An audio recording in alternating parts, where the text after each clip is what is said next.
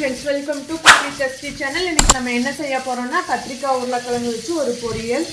அதுக்கு நான் 8 கத்திரிக்காய் எடுத்துர்க்கேன், 3 உருளைக்கிழங்கு எடுத்துர்க்கேன்.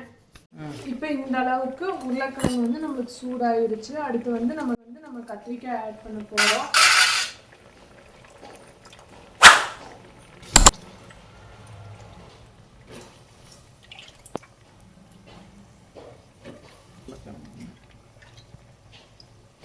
இப்போ வந்து நம்ம கத்திரிக்காயும் போட்டாச்சு, கத்திரிக்காய் உருளைக்கிழங்கு இப்போ நம்ம ரெண்டையுமே மிக்ஸ் பண்ணிட்டோம்.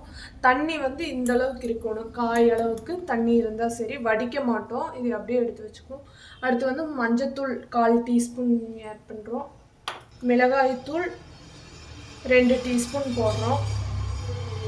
இப்போ வந்து உப்பு 1 டீஸ்பூன் போடுறேன், நீங்கள் உப்பு தேவைக்கேற்ப போட்டுக்கலாம்.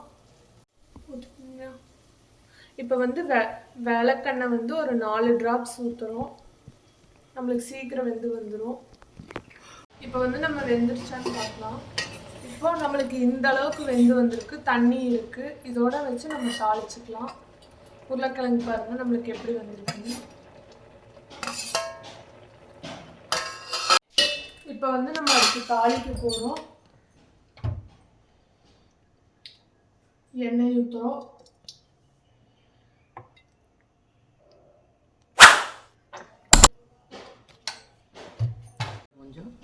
இப்போ வந்து நம்ம ஜீரகம் கொஞ்சம், கடுகு கொஞ்சம், கடலைப்பருப்பு,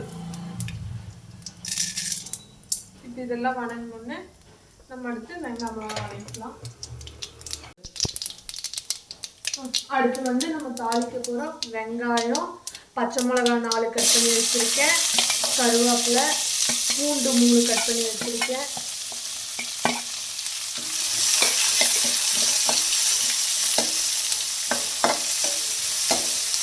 இப்போ வந்து நம்மளுக்கு வெங்காயம் இந்த அளவுக்கு வணங்கியாச்சு. அடுத்து வேக வச்சு எடுத்து வச்சுருக்கிறத கொட்ட போகிறோம்.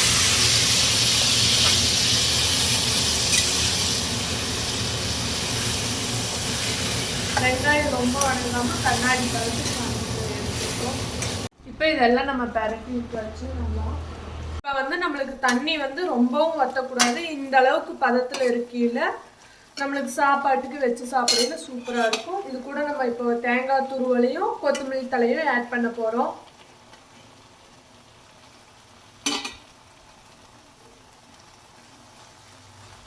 இப்போ இந்த மாதிரி வீட்டில் ஒரு டைம் செஞ்சு சாப்பிட்டு பார்த்துட்டு சொல்லுங்கள் ஃப்ரெண்ட்ஸ், கமெண்ட்டில்.